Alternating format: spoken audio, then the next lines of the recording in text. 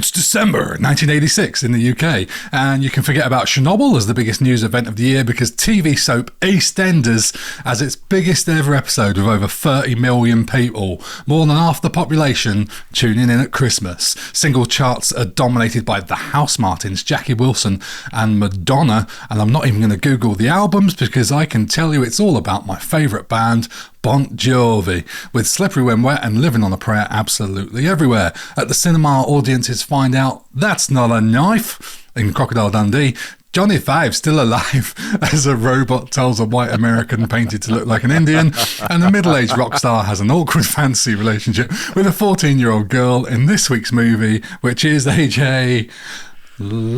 Labyrinth.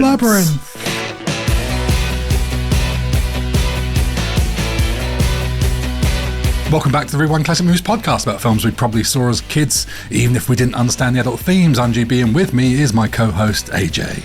Hi, it's me, AJ, and this week we're entering a world of goblins, bogs, riddles, MC Escher stairs, and a dangerously persuasive argument that maybe running away with David Bowie would actually solve a lot of your problems with his package. And by package, I mean penis. I was wondering how long it would take us to get to David Bowie's penis. I thought for a minit when you did that intro, I thought you were going to do it as Bowie. I thought you were going, and today we're talking about... Oh, God. What have you been up to? What have you been watching? What have you been doing? I've recently watched A Knight's Tale, which was great. A Knight's Tale, not first night. Not first night, or last night, or one of the nights. Last night, she said. A Knight's Tale, Heath Ledger. Really funny, great, fun little film I hadn't seen in years. Angus just put it on the TV, and we all sat down and watched it, and it was brilliant. It's also a musical, isn't it? It's a musical. Is it a musical? No, it's got music in it. It's got music in it, but it's not a musical. Well, how would you describe Labyrinth? Would you say Labyrinth is a musical? I wouldn't. I'd say it had music in it. I wouldn't. There's music in it. Yeah. I wouldn't say Labyrinth's a musical. Or, I mean, it's close, right? It's close. What we did recently was we did our Patreon live hangout, which was really good fun, wasn't it? We got all the Patreons together, come and hang out, and we just had a little chat virtually. Bit of a chinwag. It was great fun, actually. It's really cool, actually. Could have gone on much longer. I love it. I love chatting to people about it. We chatted about movies. We argued about movies. We nominated inducted a movie into the Hall of Fame. We all nominated some personal choices of movies for other people to watch, which we'll put out on socials. It's a jolly good bit of get together. What blows me away is the fact that I think our Patreons know significantly more about film than we do, and certainly I do. I mean, I think we established that at season one. Encyclopedic knowledge there. It puts me to shame, but hey, they still listen, so it's lovely. Thank you very much. Right, before we get into it, remember you can join us over on Patreon for behind-the-scenes updates, early episodes, monthly live hangouts, and more. It's over at patreon.com/Rewind Classic Movies. But you can support the show for free by leaving a review wherever you listen, or by telling someone else about us. If you know someone that likes The Labyrinth, send them a link or tell them to search for us. If you know someone that doesn't like The Labyrinth, send them the link anyway and tell them to search for us. It works both ways. Are you calling it The Labyrinth? I think it's just called Labyrinth, isn't it? Fucking hell. I think we've had this conversation before. I think it's just going to, sometimes it's going to be Labyrinth, sometimes it's going to be The Labyrinth. Sometimes I'm going to give it the definite article and sometimes I won't, and that's fine. Fine. Directed by Jim Henson, the visionary behind The Muppet Show and The Dark Crystal, Labyrinth cost about $25 million to make and was released in December 1986, 6 months after the US in the UK. Wow. Created in collaboration with George Lucas, despite its ambitious design, Henson's trade work, Creature Shop, and one of the biggest musical icons on the planet, the film struggled at the box office, grossing just $34 million worldwide. It received a BAFTA nomination for its visual effects, but initial reviews were mixed, with critics praising the visuals and reimagination and questioning the story. But in the decades since, Labyrinth has become a beloved cult classic. AJ, tell me about your history with this movie. I can forever remember having this film in our chest of VHS films, and it was definitely recorded off the TV because I can very, very distinctly remember. It was a little bit snowy, and also right at the beginning there were some adverts, and it had like a skeleton in, and I think it was for like it might even have been an advert for VHS. Scotch tapes. I watched it over and over and over and over and over again. There was something about the film for me as a kid that just drew me back and back and back to it over and over again, and I love it, and I've watched it over and over again since. What would you say was it that drew you back? Was it Bowie's penis? It was the Bowie's. It was about those tights and throwing babies around, slapping babies. No. We're going to come on to all this. Yeah, I will. If you've not seen it, Jesus, stick with us. At the time, I didn't know about Monty Python, and I didn't know the craziness that became Monty Python until I was, older. And obviously, one of my favourite things in the world is Monty Python and that whole crazy world of serious adults being silly, which I've noticed before. And again, it's got so much crazy Pythonness in it, and I think it just resonates with me that this is bonkers and silly. Brilliant, I'm all in, let's go. I hadn't thought about it like this before, but from what you're saying, it's like a watered down entry point for kids into adult things of silly Python humour, Bowie's rock music, and orgy parties. Yes, absolutely. I mean, since then I've always been into orgies, with masks, eyes wide shut. Basically, it's a PG eyes wide shut, that bit. Yeah. I always love this movie, and exactly like you, I mean, I just made a note. This is one of the small collection of childhood VHS tapes that was definitely not bought. It was off the TV. So I was 4 when this came out in the cinema. I've no idea how old I was when I first saw it. It came out on official VHS, because I was looking into this, in 1987. We definitely didn't have that. We definitely recorded it off the TV. And from all my research I could find, the best punt at it was that it came on BBC Two for its first screening in 1991. So I would have been 9, which sounds about right. That's where I put it in my mental memory.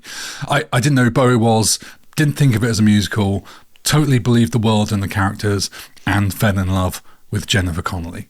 So this film might be one of the earliest reasons I also started trying to do voices. You've got Hoggle, and I'm the little worm. Like, it's full of it. Hello. Did you say hello? Shouldn't go that way. Anyway, fuck it. Yeah. It's not fair. I hadn't seen it in so long, but I had no doubt when I started to watch this at all that I would love it still. None. Unlike Mission Impossible 2, which we did a couple of weeks ago. So let's talk about the start of the movie. By the way, I do not remember the opening titles of this at all, which is similar to what you said about, having snow over the front of it.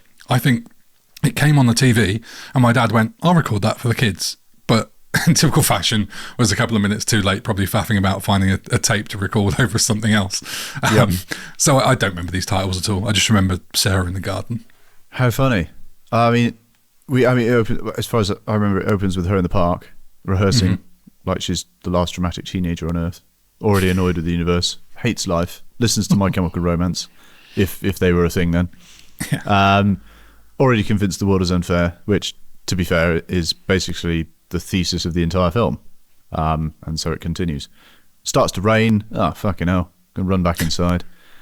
And she's pissed off. Fucking Toby's crying. Oh, my God. Nice pajamas, though. Toby. God. Just crying. She's got no time for this shit. The parents are out. I've got better things to be doing than looking after a fucking baby. Reading the book, The King and the Goblins. And then suddenly, goblins, like, what the fuck, under her bed? And they're like, say the words, say the words. Say what fucking words? Oh my God, say the words. And then there's goblins fucking everywhere. And then suddenly, Bowie rocks up. Like, whoa. It's like, what's said is said. Yeah, well, that's it. And then there's goblins in the bedroom, and then they hide behind the pillows, and it's all like, what is this? This is brilliant, And then they're out in the wilderness, and he turns the hands back on the clock. You've got 13 hours to solve the labyrinth. Otherwise, I'm going to take my tights off. Sorry, he doesn't actually say that. It is, and this is the thing, right? Having seen it now, it's a little... Because I don't think I've seen it for quite a few years. And... Yeah, some of it's a little bit like, what were they thinking? Yeah, we'll come on to this more. Yeah, I mean, I said little girl because it's in the lyrics, just to be clear. Yes. Girl. Yeah. It's quite a frightening opening. Like, you look at it the isolated, whole film in horror. Areas is really frightening. I mean, it is. I mean, it is quite horrific. It is totally. Yeah. But let's talk about how this movie came to be. Labyrinth grew out of Jim Henson's desire to make another fantasy movie after The Dark Crystal, this time with a stronger human story at its centre. And he was working with George Lucas and Lucasfilm, and they developed this idea of a teenage girl navigating a magical maze to rescue a baby brother. It was very much inspired by The Wizard of Oz and Alice in Wonderland. And if you watch the credits really closely, you'll see the words, Jim Henson acknowledges his debt to the works of Maurice Sendak, which was to avoid legal trouble over a story called Outside Over There, in which a young girl's baby sister is stolen by goblins. Wow. Okay. Early story concepts and visual ideas were created by artist Brian Froud, whose designs shaped the creatures in the world, while the screenplay was eventually written by Monty Python's Terry Jones, because Jim Henson's daughter loved Eric the Viking, as did I. They worked on pre-production for a year and a half before shooting, and then when David Bowie was cast as the Goblin King, David Bowie is bringing his songs and his star power, the story was rewritten to spend more time on Jareth. That's a good name, isn't it? Jareth. Isn't it? Jareth, the centre of the labyrinth, and his songs, something Terry Jones disagreed with, and something we'll come on to. Now that's interesting. I didn't know that. But let's move into the cast. Let's start with David Bowie. I don't know if that's a good Bowie or not. I'll be honest, I don't really know what he probably sounds quite boring in his normal voice. You nearly went down he's got to 11 then. Yes, I think you're right. Yes, David David Bowie. Hours to complete the labyrinth. Otherwise I'm going to turn these up to 11. In my notes, I've just put David Bowie, but what I've actually typed is David Bowie, accidentally. No. Brilliant. Yes. David Bowie. David Bowie. There are people that are going to hate that impression. Before casting David Bowie, they were looking at Kevin Kline or Simon McCorkingdale, a name which I didn't know. Who? Simon McCorkingdale. You may know him more as Harry Harper in Casualty. Oh, no, I mean, I've seen Casualty many years. I think. If you've seen Casualty, you've seen Harry Harper. Have I? I'm pretty sure, yeah. All right. You know him if you saw him. Right, I'm going to immediately Google this. Oh, him! There you go. They're also looking at Sting, Prince, and Mick Jagger. They wanted a rock star. Can you imagine if they'd cast Michael Jackson in this? Because they did consider it. It would have been looked at a bit differently with Michael Jackson taking babies and trying to seduce a child. I'd like to see him do the songs and put like the Michael Jackson style songs into this film. Yeah, that would be quite fun. That would be quite fun. I would be all over that. I'd be up for the dancing in the pit there with all the goblins. It would have been too stuff. much. No, I'd like to see it in alternate reality. I'd like to see just that scene. I could see Prince doing it. Yes, actually. Wouldn't that be right. good? It would be. You know what? I'd rather see Prince. Yeah, I'll have Prince every day. A guitar would have to come down from the centre of Jareth's palace, and he would have to do a guitar solo that sort of blew some goblins away or something. He's just too short. Yeah, I mean high heels, but stand him on a box. Sting wouldn't have worked, I don't think. Sting would be a bit weird, I think. He is a bit weird, though. He speaks highly of you. I don't really know him at all. He just comes across as a bit weird. As the tantric sex thing, that's what it does it for me with Sting. It's all fuck envy. Off, mate. Yes, basically. Yes. Envy. Yep. They asked Bowie to join the film while he was on tour, which I thought was a good move. And Bowie said that he saw Jareth as a reluctant Goblin King who would rather be down in Soho or something. That's quite funny. As a kid, I just thought he was the Goblin King. Yeah. Right, Jennifer Connelly, Sarah. They were looking at Helena Bonham Carter originally until they realised they wanted an American actress. Then they were looking at Yasmine Bleeth. Remember her from Baywatch? Nope. Never seen it. Sarah Jessica Parker. Remember her from Sex and the City? Marissa Tomei, Laura Dern, Claudia Wells from Back to the Future, and Ali Sheedy from all various things. Yes, I think, you can't say anything other than they got the right choice. She is brilliant. I mean, there's only two people acting in this movie, really, as human beings.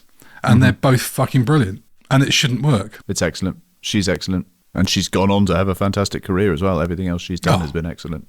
Incredible. She said she never thought of being an actress. And it's interesting, in one of the behind-the-scenes documentaries, they keep talking to her and calling her Jenny. Jenny's great. Jenny's lovely. She thought of being a vet or a carpenter, which I suppose at 13, 14, that's kind of all you think about. I was going to say, or a spaceman. Yeah. Or space lady, space woman, space person. But she got into it sort of accidentally by starting modelling, and then that led into movie auditions. But there you go. It's a whole career and life for her now. But she's very good in it. She's about 14. She's acting opposite a 40-year-old David Bowie. How do we know she's 14? In real life, she is. She is in real life, but it's never actually stated. Well, this is the thought I was going to mention. Is in the film at the beginning when she's kicking off to her stepmother. Her stepmother says to her, "Oh, we want you to be doing things like dating and stuff." And I did ask myself that. I was like, "How old is she?" Doesn't she from the park, and it's pissing down rain. She's like, "You're late," and what have you. And yeah, so I mean, I reckon she must be at least 16.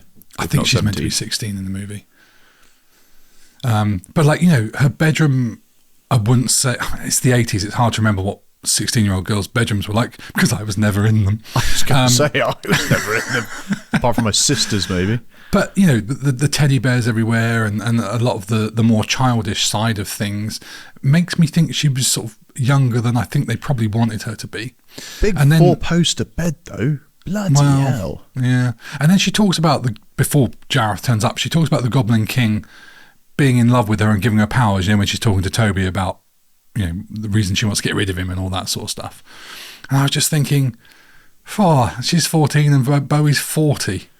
That's it's tricky, isn't it? You wouldn't cast that now, probably. But then this was not far off the era of one of the Rolling Stones marrying a 14-year-old? It's definitely uncomfortable, isn't it? And I like to think that she's at least supposed to be older than 14, said many of the world's paedophiles. God, I like to think. I'm afraid what you like to think, Sarah, doesn't come into the equation. It's even more uncomfortable. I was watching the behind the scenes, and Bowie's doing a talking head interview, and he says, apart from being, I don't know what I've gone into. I've gone into Blurt from the Beatles. I've gone into Ringo. I've gone into Ringo Starr. Thomas came down the train. David, how do we do David Bowie? Go on, how do you do? I don't know how you do David Bowie. He's got that sort of vibrato to his voice, isn't he? A little bit. So he says, apart from being quite beautiful, she's a really good actress. This is terrible, but he does say that the horrible bit, apart from being quite beautiful, she's a really good actress. One forgets she's just 14 years old. Oh. No, thank you.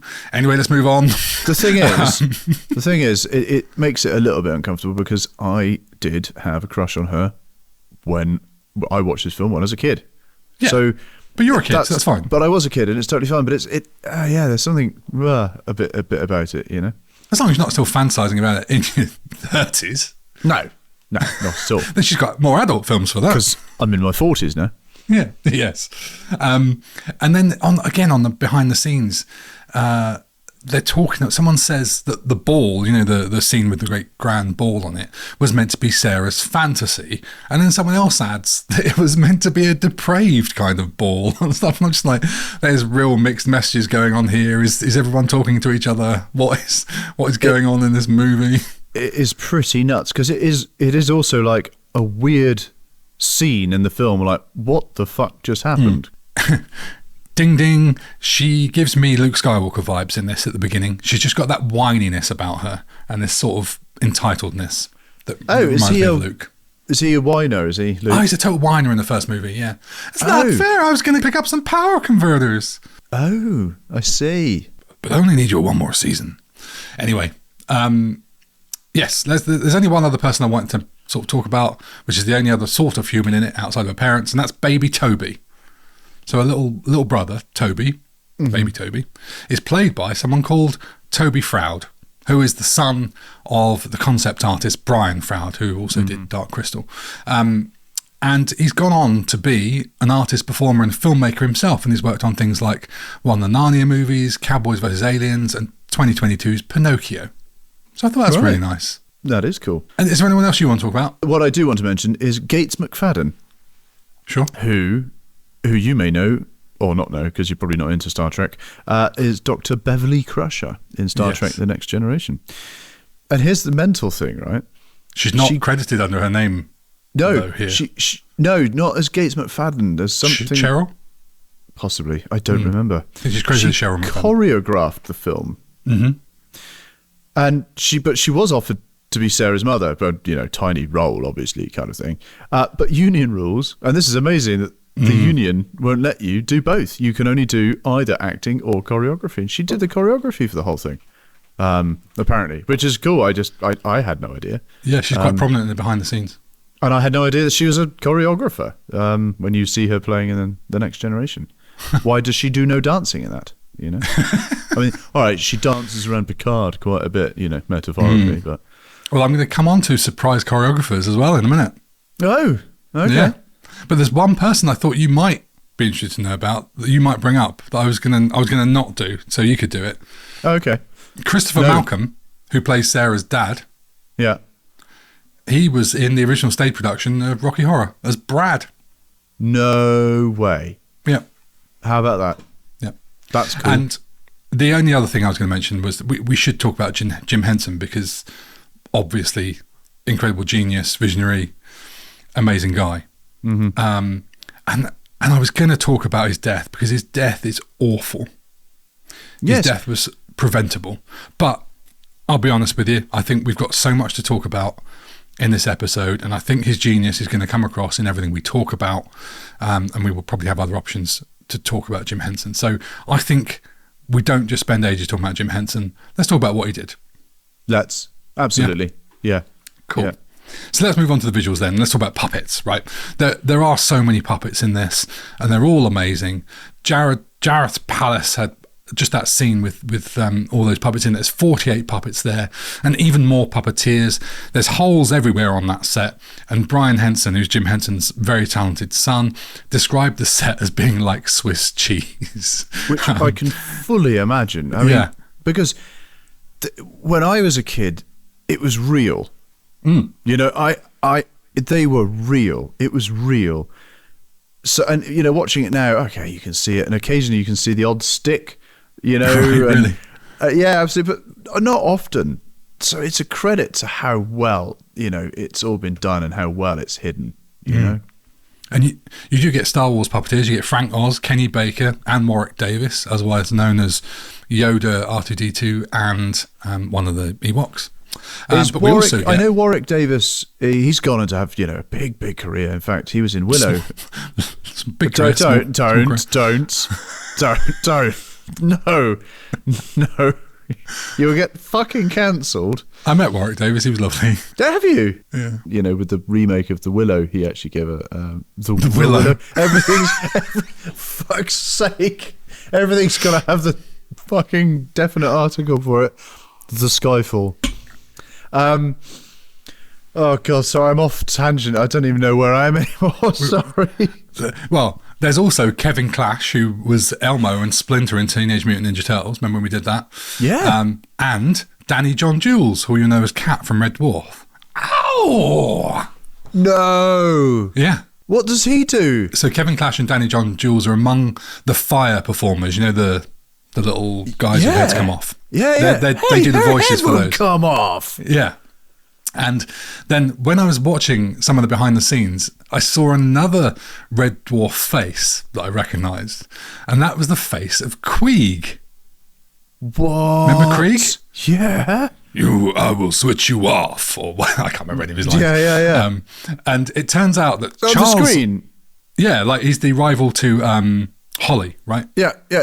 And it turns out that Charles Organs is not just a talking head on a screen, he's also the choreographer for Labyrinth and quite an accomplished actor, singer and dancer.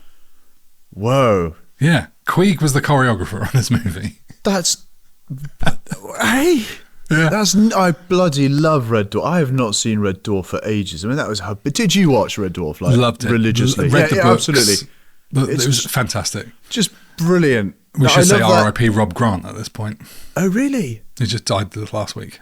I had no idea. Yeah, sad. I had no idea. I love the episode where everything goes backwards. Yes. That was my favourite book as well. The book of that is really good. It's so good. I love it. That's the standout one for me. It's so much fun. It's so much fun. What do you think of Hoggle? Hoggle! I think he looks like Pete Postlethwaite. Oh, do you know what? Every time I watch this movie, I think to myself, God, he reminds me of someone.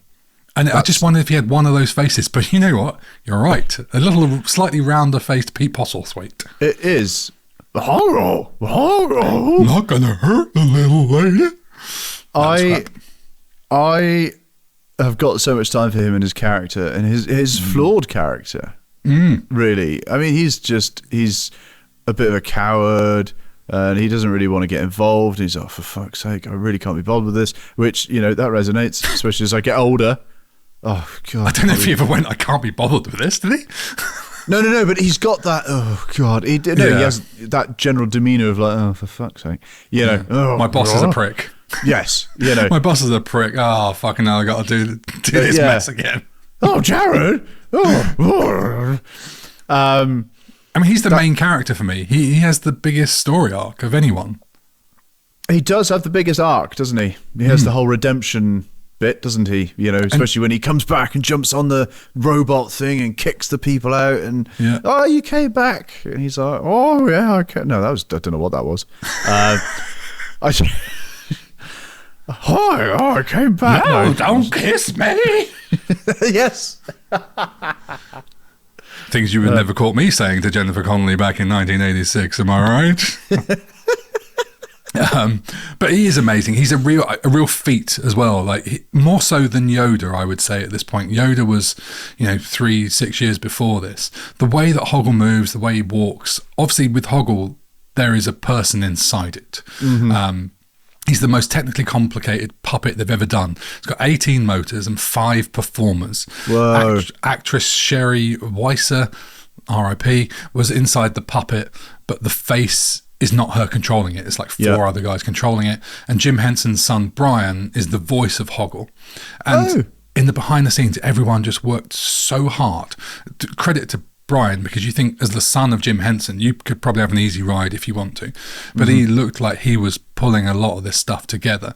And they worked so hard to rehearse the timings of movements and voices and stuff. And he was like beating himself up if things weren't good enough. But every little movement, like Hoggle just does a little sigh or something, and they really wanted to coordinate it so the movement matched the noise and all this kind of stuff.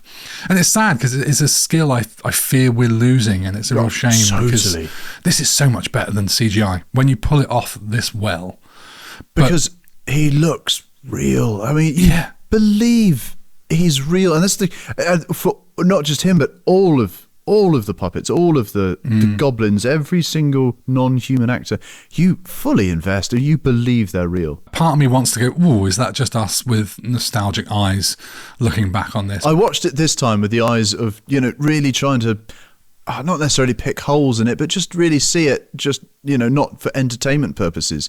And it still was just drawn into the love, really. Absolutely. The question I had was, why not do this with a real person? A real small person? Because it's not the same, is it? Because then it wouldn't be, it's like you wouldn't have the Muppets as a, but they just look weird. They created a perfectly believable looking actually small person. Yes, that's a fair point. That is with a fair person point. Inside it. Why not just get a small Pete Postlethwaite to play this role? Why not get Pete Postlethwaite and put him far away? Like they did in Lord of the Rings. Yeah, exactly. I think Ludo is so good as well. I mean, these days that would be CGI in a heartbeat. But this was great. I want Ludo. Julia does as well. Yeah. Ludo friend. I just... Yeah. And this was a suit as well. This had someone inside it, but it was so heavy. I think it was 100 kilos. Do they have prows in it or something?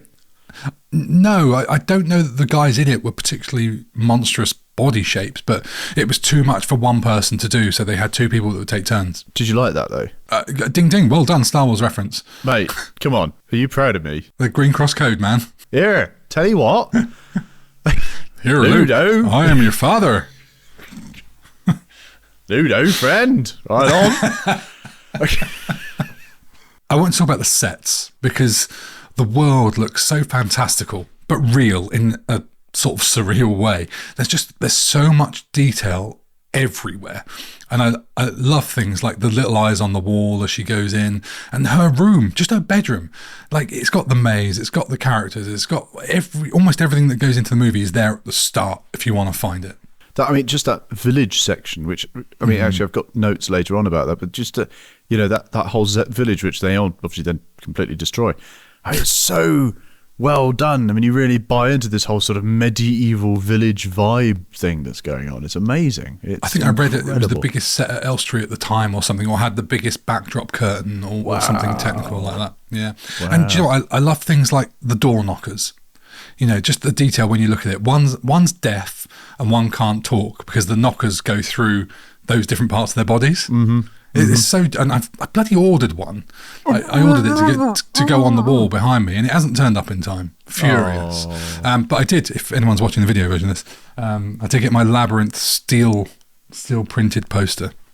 That's there now. Steel print. Mm-hmm. Wow. Yes. Very cool. But also like the cleaners. When that big spinny thing's coming down the tunnel and they're having to run away from it, it looks so intimidating, and just that genius peek behind the curtain when they pass and you see these little guys pedaling like I've got a note of that later. That scared the living shit out of me, more so than the giant robot thing, which again is controlled by a little person. It's all these, and it feels like it's a bit of a nod to the puppeteers. You've got this massive thing and you've got this little thing controlling all the little levers, and then should we say now a disclaimer that if little people or small people is not the right term, we apologise.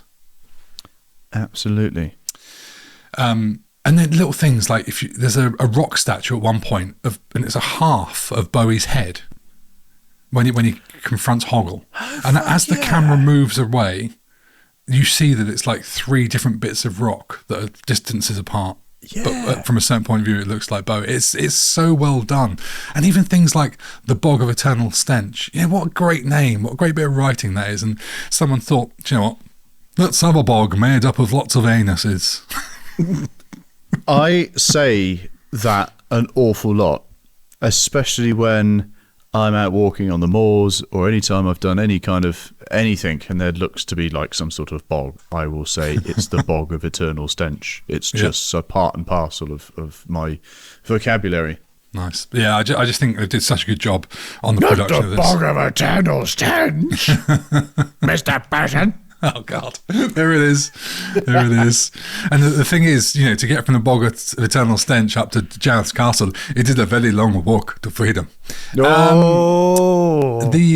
Eschen scene. Am I pronouncing that correctly? Escher. Belgian. Oh, dear. Okay. I mean, A, it's stunning. B, again, it's another thing that's in Sarah's room right at the beginning. But the main thing, it's just a feat of photography for one. But there's one shot of Bowie. He's walking upside down and Sarah's on the same bit of platform above it. And he gets to the end and he flips over. Right? So fucking cool. And that, even when I watched it now, I went, fucking hell, that blows my mind. How the hell did they do that? And I was just like, how'd you do that in VFX? Have they just comped him on? But then you've got the flip. And I couldn't get my head around it. And luckily it came up in the behind the scenes that I was watching.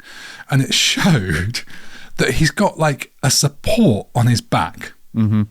And literally it cuts away to a bloke pulling like a lever or pulling down on a rope. Mm-hmm. And it just literally fucking flips him around.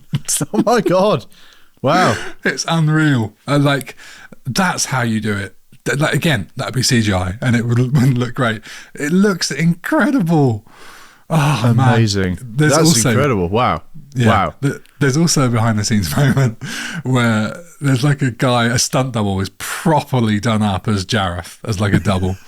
And they're doing the same scene. And, because it cuts to him being in the same place at once a lot of times.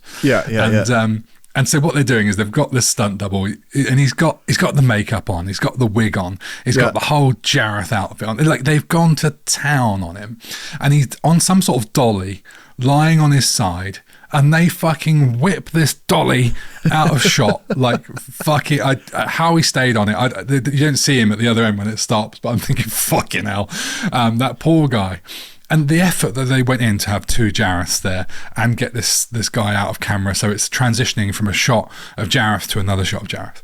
And then they when you watch the final version that's in the movie, fuck me, what an absolute waste of time. You just have this 0.1 blonde blur second. Like, it's absolutely pointless. You see 0% of the effort. Somebody could have just flicked the wig in front of the camera and it would have been the same done effect. The same thing. This It's poor crazy, guy's been made up for hours, been fucking fitted into the outfit, spent hours on set, putting those burnt tights however on. many rolls of film.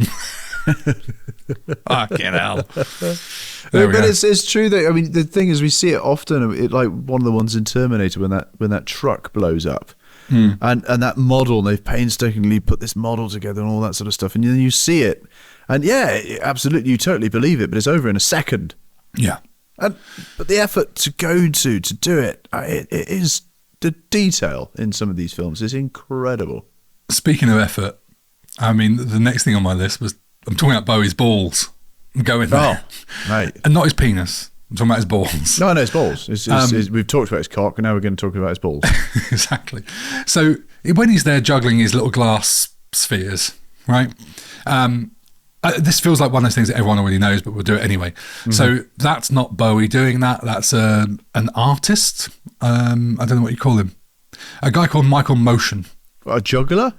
Juggler? Performer? Someone who spent a lot of time playing with their balls. Yeah. They know what they're doing. So he's basically, juggler, I believe. He's sort of kneeling down behind Bowie with one arm out, doing the ball juggling, while Bowie's sort of got one arm behind his back. And it's such a crude thing, but they do it so perfectly. But they both had to be very patient, and there's quite a bit in the making of where Bowie's just stood there and he's doing his line and he's like, "But Hoggle, don't you let me dare catch you doing this," or whatever the line is. Mm-hmm. And the guy shoots his arm out to do his ball thing, fucks it up, and it just goes on and on and on. And Bowie's sort of just almost laughing through it all, and it cuts to the poor guy behind him and he's having a nervous breakdown with his head next to Bowie's ass trying to get this thing done. And they do it so many times. Bowie does his dialogue, then the balls come out, and it's like take after take. And there's the line, here's the balls, fuck, I've dropped it, just repeatedly. And then when you see the final cut, they just didn't bother. They just clearly never got it, because the final cut in the movie is the dialogue cut to close up of hand, and it's just like, oh god, the poor fucking people that spent so much time doing that. That was the peach giving scene when they're doing that one. Oh yeah. And it's just, I did sort of look at a couple of scenes a bit differently having seen that, because you sort of see Bowie a bit kind of rigid, like, I'm just standing here, please fucking get it right. I didn't watch any behind the scenes footage on purpose. Yeah. Because I don't want to know. I do not want to ruin the magic of this film for me, actually. I don't want to know. I love hearing about it, and that is totally cool, and that is fine. It is good, but I've not watched it because I don't want to see behind the curtain, in a way. Yeah. I'm happy to hear about it, but I don't want to see it. Cause I used to do the same thing when we played in bands. I used to hate having to learn how to play songs that I really, really loved, like close personal favourites, because you go, oh, that's just this chord progression, and it does sort of ruin the magic a bit, but there we are. So music then. Music can often not be our biggest section. I know. I've got more notes on this than I probably ever had before. And How I'm not a Bowie long fan. have you got? Yeah. Yeah. Let's try and be efficient. Well, basically, would you listen to this in your car? Yes. Oh, fuck yes. Do I listen to this in my car? Yes. My car blew up last week, No. so I haven't had the chance. I'm not a big Bowie fan, but I love the music in this. And would you say it is Bowie-like, or would you say he's sort of gone and done something suitable for the film? Is it Bowie-like? I mean, which Bowie? Yeah. I mean, the Thin White Duke, the avant-garde rocker, like Ziggy Stardust. I mean, what Bowie? He's done so many. Dance Magic is fucking brilliant. It's not just a simple song either. When you listen to the full thing, there's loads going on there, and it goes all over the place. And it's the most memorable song. Does have the line "slap that baby" in it though. It does. And he's yeeting babies in the air. In the air. Right? Different time. Care. It's just everyone knows this song. As a kid, the idea of this being in any way a musical was not something I was aware of. And it was only when I watched it with Julia and she's watching it for the first time that I thought, is this a musical? How is this going to go down? How many songs does it have to be a musical? Well, I think he did 5 I think it's 5 on the soundtrack. Okay. Because he did the credits song as well, didn't he? I think it's Underground. Was it Underground? Yeah. Which is already in the movie, so. And then I don't know. It's a solid offering of song. Definitely. Yeah. As the world falls down. That's the one I didn't used to like. I used to find that a bit miserable. Oh, really? But I like it now. That's my favourite bit in all of it is "Put that magic spell on you." Just the music, the instrumentation in the background of that. I think it's really cool, and I don't find that very Bowie. But I like it a lot. And I watched him. I want to say I watched him recording and performing it in the studio with his backing singers, but I think they were just mocking it up. When he's on the Escher stairs and he's doing, is that Within You? I think that's called. No, I don't know. And there's basically there's a fretless bass. It's not chili. The chili one is the fire goblin things. Which shall I tell you about that while you're looking? Yeah, please do. So Bowie wrote it, but he didn't perform the lead vocals on Chili Down. That was performed by Queeg, Charles Organs, Richard Bodkin, Kevin Clash, and Danny John Jules, who are the actors who voiced the fiery creatures in the film. Yeah. But a demo of Chili Down, which was under its original title Wild Things, which was performed by Bowie, was leaked by Danny John Jules just after Bowie's death. No way. So it's out there if you want to listen to it. Fair play. I have found it. It is As the World Falls Down. It's got that. It's got that bass line. It's got that. That's the one. It's got those bass. What is it about the bass line you like? It's just really predominant, and you really hear it. Not the greatest appraisal. No, it's loud. It's just there, and I think it stuck with me as a kid. Like, because I love the bass. It's one of my favorite instruments, and it's really there. I know it sounds just ridiculous. Oh, it's fucking there. It's bass line. Listen to it, and this fretless bass. It slides up the scales. It's just great. Maybe we'll put that review on his poster. Great, right, fine. It's just there. It's just there. It's just there, man. Well, it's what they said about, why'd you climb Everest? Well, it's there. Okay. So I wouldn't say that backs up you saying that about the bass. I'll be honest. I don't think it's a great quote about Everest. I don't think it's a great quote about the bass. But anyway, let's move on. It's just there, man. Yeah. Bowie, in the behind the scenes, Bowie's talking about how one of the songs has like a baby gurgling on it, right? Mm-hmm. And he said they had the baby of one of the backing singers in the studio, and they were trying to get them to do these baby vocal parts, but they couldn't get them to make any noise. And Bowie said, We have the cute little baby who couldn't put 2 gurgles together. It wouldn't work for me. I kicked it. I did everything to make it scream, but it really buttoned its lips. What do you mean you kicked the baby? Jesus. Dave? Yeah. So Bowie did them himself. Oh, when you hear the baby gurgling on the song, that's Bowie. Right. That's pretty mental. Yeah, it's a different time, wasn't it? When you could just go on a video and be like, just kicking this baby, slap that baby. Wow. We've learned lessons since then. It's been in the news. Trevor Jones. Yes. Trevor Jones did the score. Great score. Great score. Yeah, I listened to the album while sort of preparing for this mentally. Very enjoyable, even just as a standalone listen. The thing is, it's so Bowie, or at least Bowie's so predominant in all the songs and the bits and pieces, you forget about the score that exists. Literally, my note was it can sometimes feel hard to know where Bowie ends and Jones begins. There you go. That's basically what I'm trying to say. Thank you very much. Because it's such a cohesive soundtrack. Absolutely. Yeah, I don't know how much interaction they had in working on it, but it's seamless. It's really well done. A lot of the times with these, when you get two different writers or you get a performer and the score guy, you just have a score and then some really standout, obvious tracks that are different. But no, this is really well done. And there's some nice little melodies and motifs in there as well from Trevor Jones. But also, Trevor Jones is an interesting link between this rewind and next week's fast forward. Do you know why? Oh, no. Yeah. So next week we're going to look at singers in movies as actors, because Trevor Jones would go on to do things like Free Jack with Mick Jagger and Crossroads with Britney Spears. I thought we were doing rock stars. Well, same thing, isn't it? Singers. Britney Spears. Performers. Yeah. He also did Cliffhanger, which you like, right? I love Cliffhanger. That is one climbing film I can get behind. Oh my God. What a film. Should we talk about things we want to talk about? We probably ought to be honest. First thing I want to talk about is the plot. Okay. It's kind of confusing. It's sort of simple, but I also don't understand what's going on with Sarah and Jareth. And I think it's a product of how much rewriting it went through. It had at least 25 treatments and scripts between 83 and 85. Jesus. The shooting script was only ready shortly before filming began.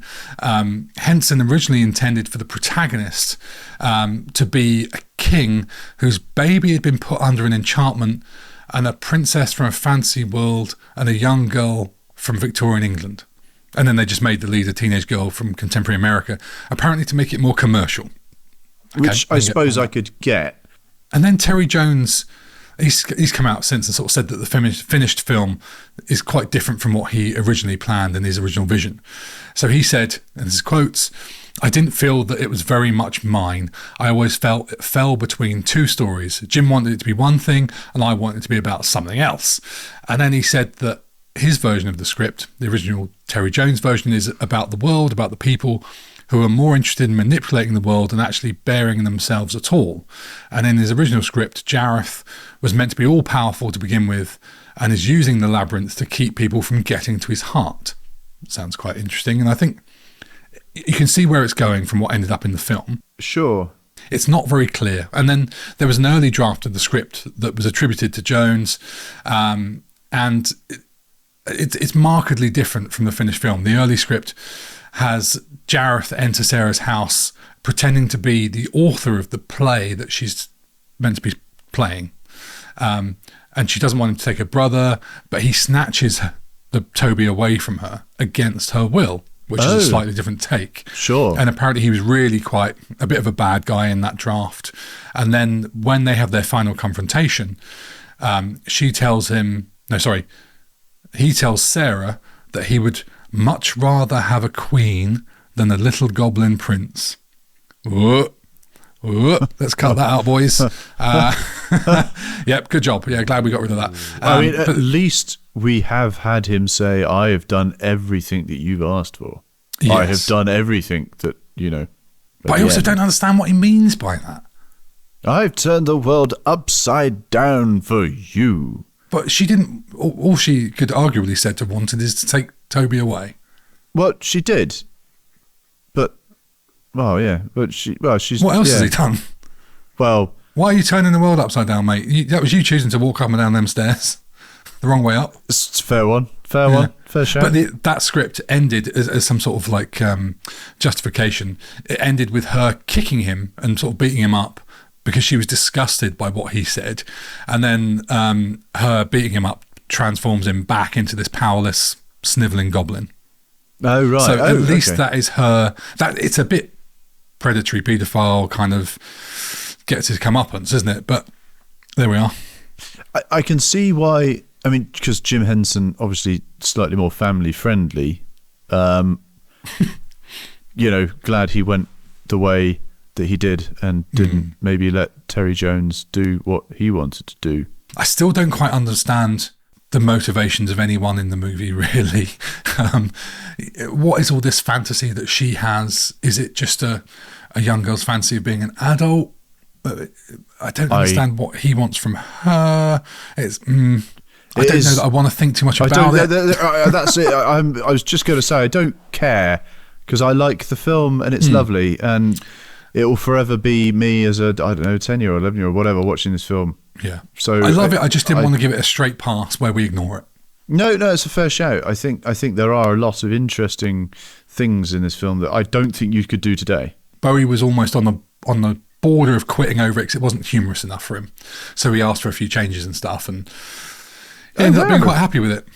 So it wasn't an easy ride then, this film at all. I always thought it was, and when I was just sort of finishing off my watch of it before diving into the production, I was thinking to myself, why can't we just make movies like this now, where someone has a really cool, pure idea and they make it, rather than rehashing things endlessly, which we hear a lot about, and this is why certain movies haven't got made. It's like script's not quite right. We're going to rework it, and after it goes through 20 different people, it ends up getting watered down. But that's pretty much what happened here.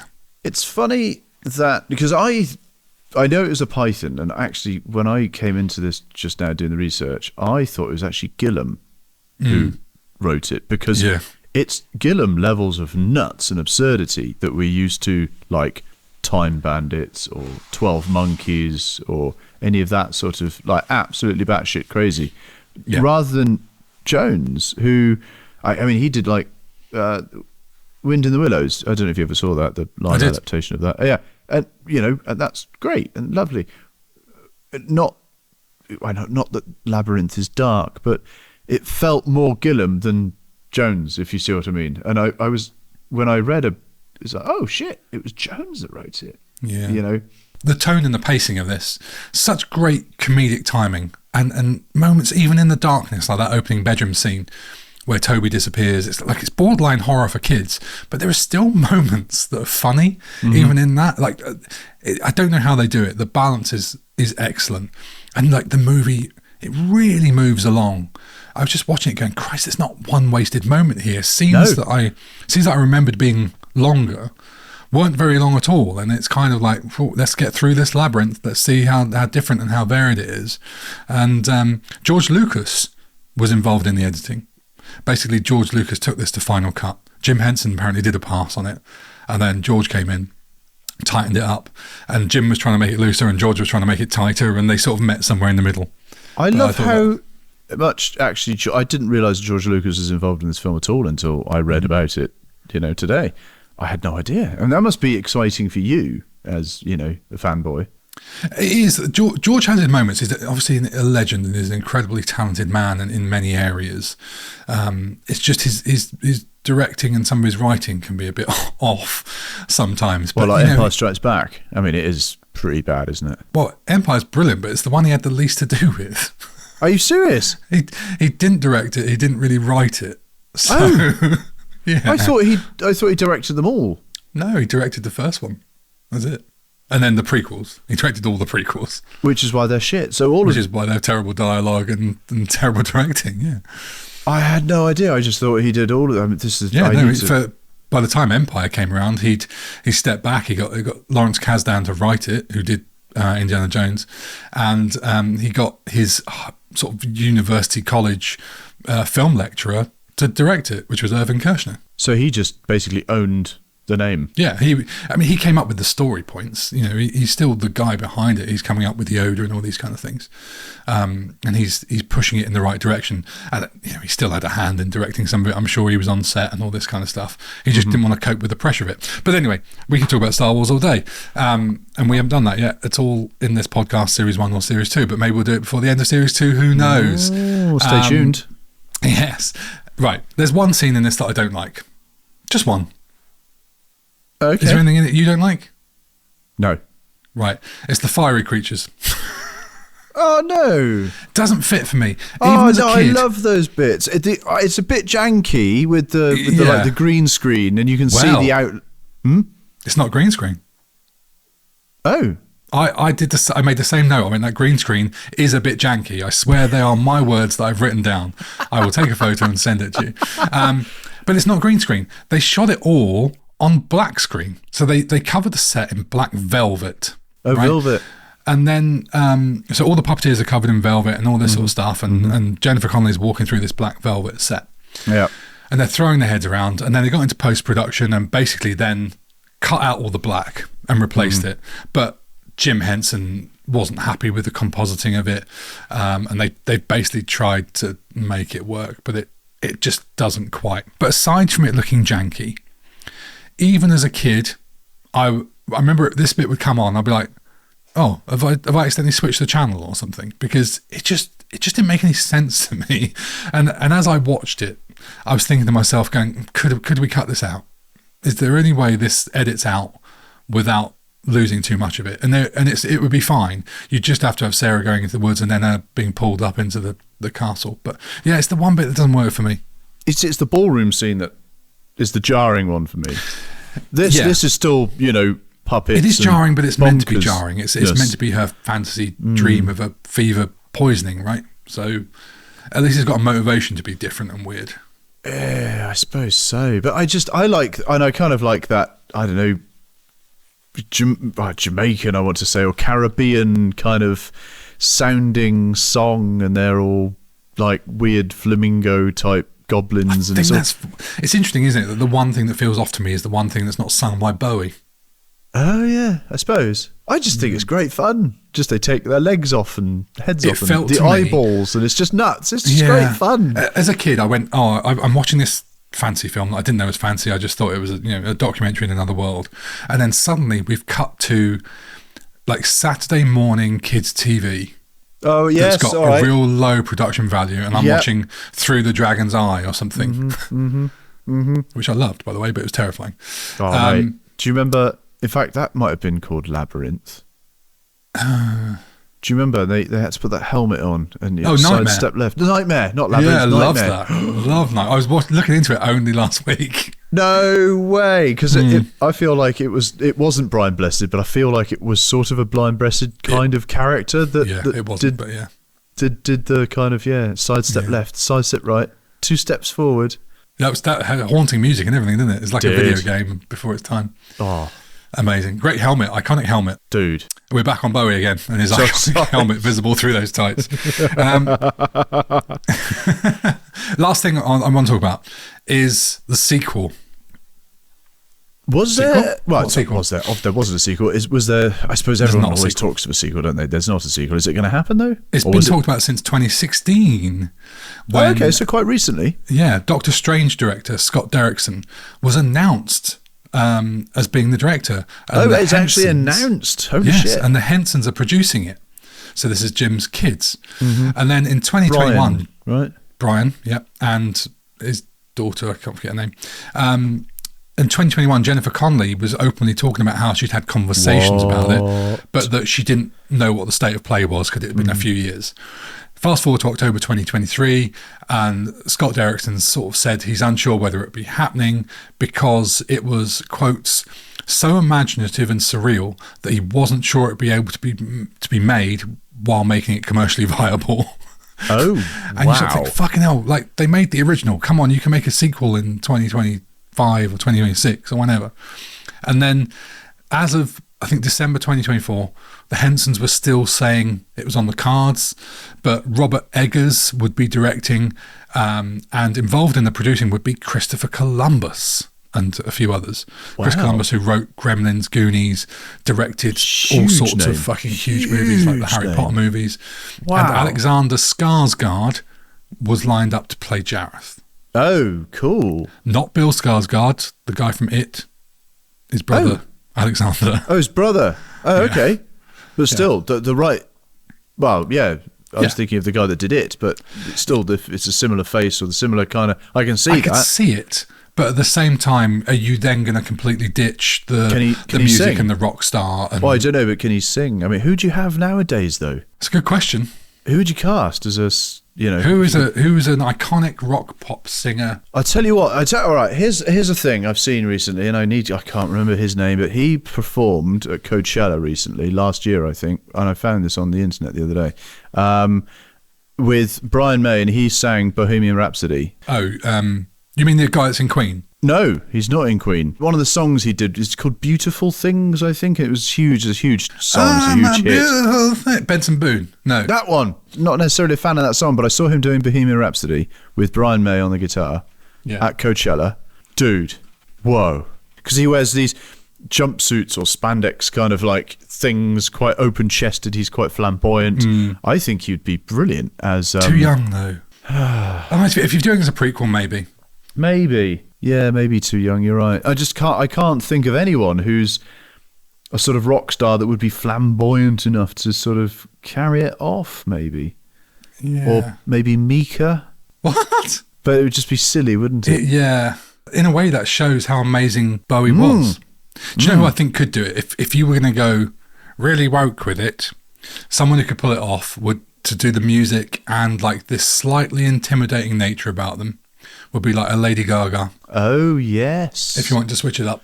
Oh, God, well done, yeah. Yeah, oh, why has it got to be a bloke at the end of the day? It could be a woman. Well, if you're doing it as a prequel, it's got to be a bloke. But I like it. Oh, does it have to be a bloke? I mean, he can change into a fucking owl.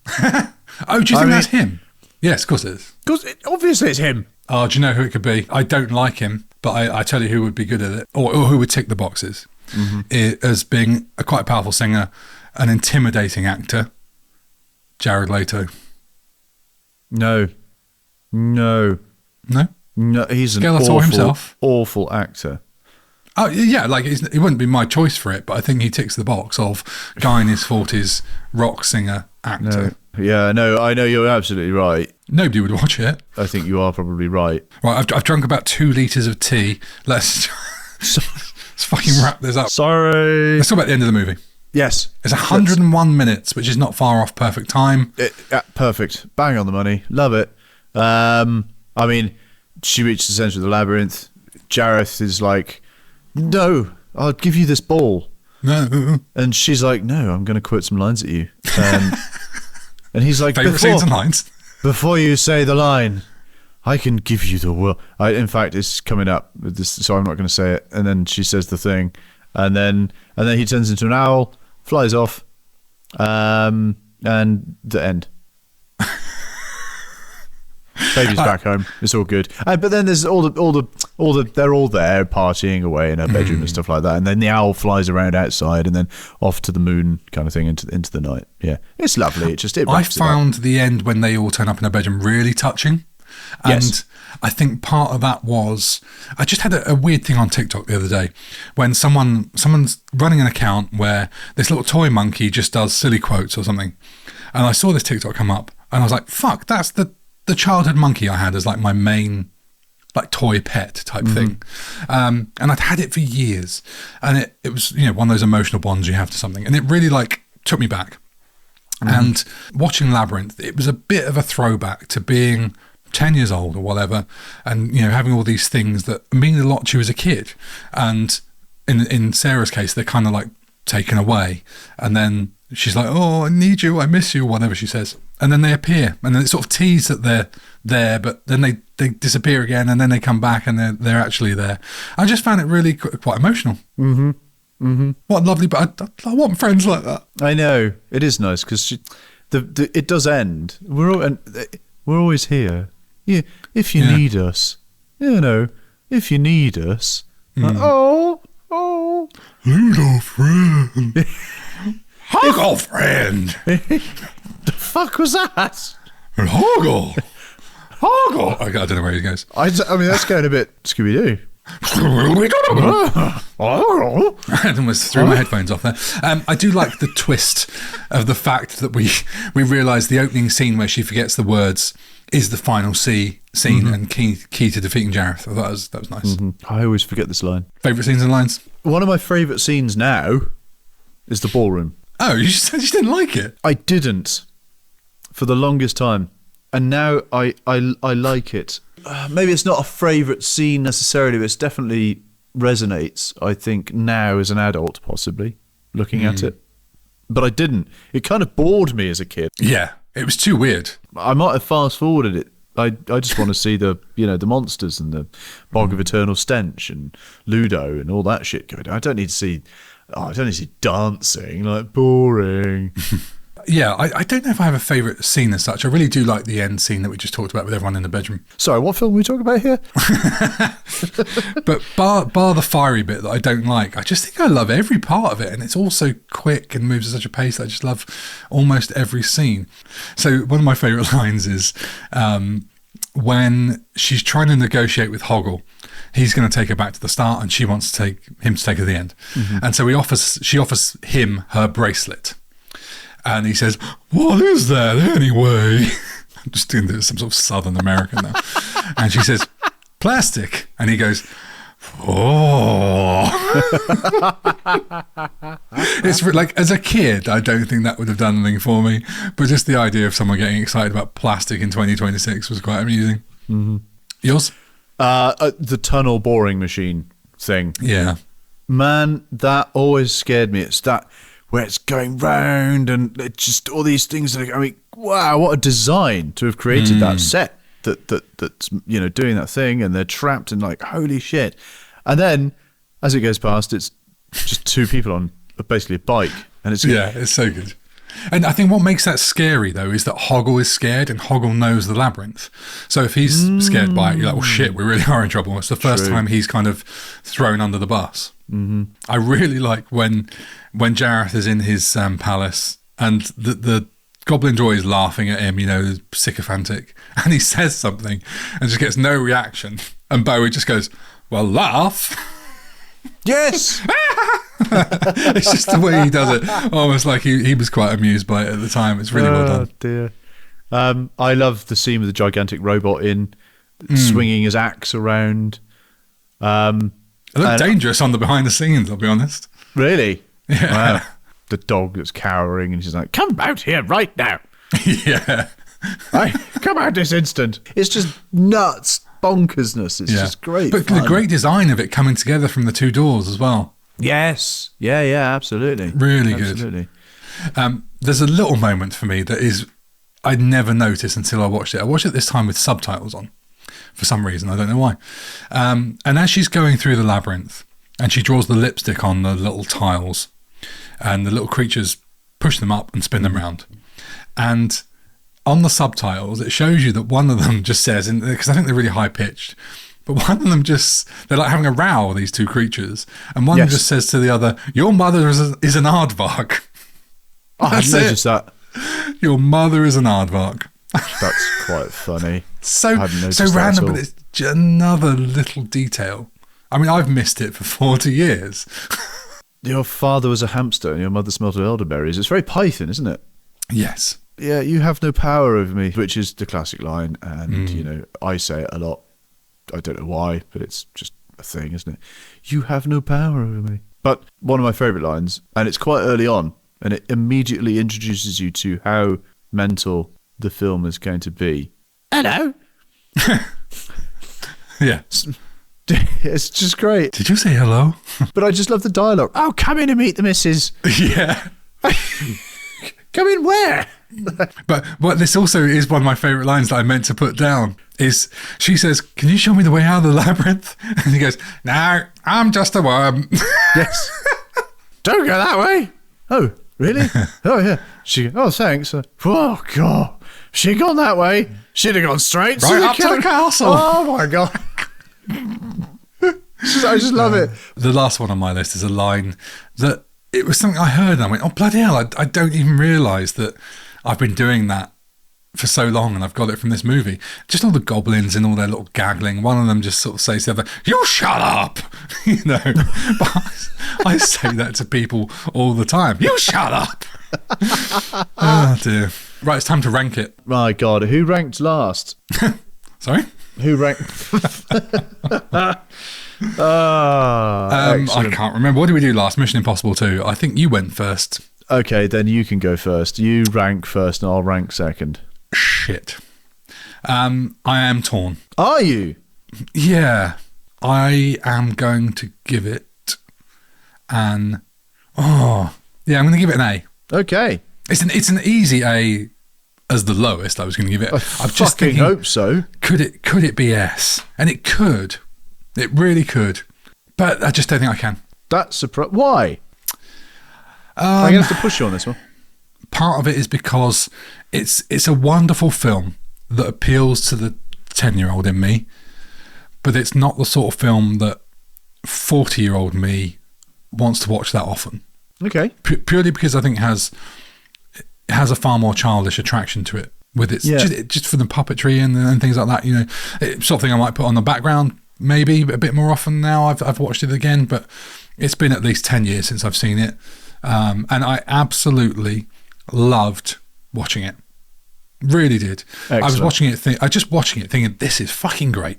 You know, real joy from having had this in my life for so long, and lucky to have had it as a kid. That's what I was thinking. But even 40-something-year-old me was watching, going, "This is brilliant. I'm enjoying every minute of it." I like the Python madness, like the Bowie majesty. I like the stupid comedy of a dog screeching to a halt when it sounds like a car tires. Yes. Like, I love the array of voices, little friend, and the friend group of weirdos. Just the overall creativity, the world building, and we don't get this anymore, do we? Do we? No, I don't feel like we do. Oh, you like your little dollies, don't you? You like your dollies? Yeah, that's creepy shit. That is. It is. It really is. Really good. And Julia she watched it the first time, and she said she didn't expect it to keep her attention the way it did, which I think was a huge compliment. Had she never seen it before? No. I'm going to give it an S. Yeah. Absolutely. I can't give it anything other than an S, because it's also possibly in my top 5 all-time favourite films. Maybe, definitely top 10, if not top 5. And it's for all the reasons that you've also just stated. It's perfectly structured. No, it's not flawless, but it's just it's this wonderful fantasy film that's like imprinted itself on like a whole generation of people. Like everyone of our demographic will know this. And you know, you said about the puppetry, and Hoggle was one of the biggest puppets they'd ever made, or one of the most complex puppets they've ever made, with all the motors and stuff. And it's just, we don't do it anymore. We don't make this handmade magicalness, and it still, to me, stands up as this wonderful thing, even watching as an adult. And I did try and watch it as a bit of a cynic today, and I couldn't. And I love it, and I love the songs, and I love the magic, and I love everything about it, and I think I love it like I love the Rocky Horror Picture Show. And yeah, you know, maybe I'm being totally subjective about it all, but I love this film so much, and I will watch it again tomorrow. Absolutely, I could watch it again, which is again always the benchmark early on, wasn't it, when we said, can we watch it immediately straight afterwards? I could. Yeah, I could. It's wonderful, this film. Absolutely wonderful. It's lovely. Right, so let's hear what the Patreons say about it and see how far off we are. Bryn, one of our Patreons, says, the work of Jim Henson was a huge part of my childhood, but I didn't see this movie until long after it was released. Even then, it wasn't love at first sight. It took a couple of watches before it worked its magic on me. But now I love this fabulous fairy tale of a film. Labyrinth perfectly epitomises everything I love about 80s entertainment. Unlimited imagination, boundless ambition, and endless charm. That's why my heart will always belong to this decade. A very easy S tier from me. Yes, absolutely. Well done. Patreon Cats comments, I'm going to read a condensed version because it's lengthy. It's thorough. Could you put the full version up on our website or something like that? That's exactly what I'm going to do. So our website, rewindclassicmovies.com, has a selection of articles about old movies we love, and some news about old movies we love. And occasionally there's some lovely contributions from our Patreons and some other writers. Simon Morrison in particular has done a nice trio of articles. The latest one's about Michael Bay and is he treated too harshly? That's a good read. It's a really good read. So we'll put Kat's full analysis of the movie up because it is a good watch, but here is the condensed version. Watching this again for the first time in far too long, it felt like stepping into a strange dreamlike fairy tale. I agree. The film is visually stunning. Its greatest strength is its extraordinary puppetry and creature design. The inhabitants of the labyrinth feel wonderfully tangible, giving the world a whimsical quality that modern CGI rarely captures. Yes, I agree. But the film does at times feel disjointed. And Kat goes on to say that it feels like the labyrinth is a world built from Sarah's own imagination, a journey through childhood fears, fantasies, and the process of growing up. This is what I find interesting. Interesting to get Kat's take on basically the story, turning the film from pure fantasy into a coming-of-age story about confronting fears, temptation, and the transition from childhood into young adulthood. The ending where she realises she has control over an event and dispatches the Goblin King with the simple phrase, "You have no power over me," is, to me, a sign she is accepting this change, and she goes from a stroppy teen raging at her lot in life to a young lady who is accepting her place in the family, but can still allow childlike fun in her life with the rather odd dance party at the end. Jennifer Connelly is slightly stilted. However, she was young during filming, so it's an observation rather than criticism. If you want perfectly structured film, it will disappoint, but embrace the strange, disjointed but enchanting journey through puppetry, folklore and dream logic, and it's a charming film. I wasn't sure how I would rate this before watching again, but the fact I watched it twice this week and will watch it again soon means it's S tier for me. Kat, that's beautiful, actually. Yes. That is lovely. And that's abridged. That's fantastic. That's abridged. I need to. I need to watch. I need to watch. I need to read the full thing. Actually, S tier. Good. We're all in agreement. I think you're out. Simon's obviously going to love this. I need to find his because I think I'm reading it. Am I? Right. I was 9 when this came out, so was firmly in the throes of Star Wars and little else. A bit like you, then, really. As a result, this largely passed me by. I only saw it for the first time in my mid to late teens, so it was lost on me somewhat. Having watched it as an adult relatively recently, my main takeaway is the incredible production quality and great muppetry. But not much else for me to connect with. Ooh. For me, it's an objective B tier. Ooh. Right. But given the Bowie factor, I'll have to bump it up to an A. Because you two ruined the tier system with the inexplicable ratings for Big Trouble in Little China, so we need to adjust for that. Now, is he saying that we rank Big Trouble in Little China too highly or too low? Yes, I think so. Given we did the Patreon Live Hangout and Simon basically abused us for hated on it, liking Big Trouble so much. And I want to go back and give it an S. S, me too, yeah. Yeah, I think that's what he hates. Bump it up to A tier. All right, I mean, yeah, good. I think the Bowie factor deserves it. So I think we're all largely... So 2 A's, 2 S's. All right, fair play, yeah. But it's stunning. I think everyone can agree it is a great film. Right, if you want more things about rock stars and movies, we'll both be back next week with a fast-forward episode, and it's going to cover things such as Sting, Cher, and Frank Sinatra. We'll look at the good and the bad of musicians in movies. How are you feeling about it? I'm feeling great about it. I will go and immediately research a load of stuff. Good. But what's the next movie we'll be rewinding on the main show, I hear you ask? Well, this time it's my turn to pick. And AJ will say this. I changed my choice just before we started recording. And that's because of the Patreon Live Hangout we did last night. Oh. So each Hangout, which we try and organise monthly, one of the things we do is we all go round and put forward a film for Rewind Recommends that we think is an underrated gem that more people should see. And this month's selections were fascinating. A lot I hadn't seen, I think a lot most people hadn't seen. And one in particular stood out. It's from 1979 and it's Disney's first PG movie. It's live action, set in space, and it has been largely ignored for 40 years. But it sounds and looks incredible. So thanks to Bryn for the suggestion. Yes. We're teasing it now and we'll say explicitly what it is in next week's Fast Forward. How are you feeling about that? Now, you know what it is, right? I'm very excited because I have never seen this. I didn't hear about it until last night. I didn't even know it existed. So this will be brand new for me, and I'm very excited to watch it if I can find... It's on Disney+. Plus. Oh, right. Perfect. Yeah. Please leave us a review on your podcast platform of choice, whether that's Apple Podcasts, Spotify, or wherever. It all really helps. You can find us on YouTube, Instagram, Facebook, and TikTok at Rewind Classic Movies. And if you want to drop us an email, it's rewindclassicmovies@gmail.com. Right, that's the show. Thanks so much for spending time with us. If you want to come hang out, get behind the scenes updates, bonus content, or early access to the episodes, then head over to our Patreon where you can get a backlot pass for just $5 a month. We'll see you next week. Sorry about the mess. Say goodbye, AJ. Goodbye, everybody. Thank you so much for listening. We love you all. Goodbye.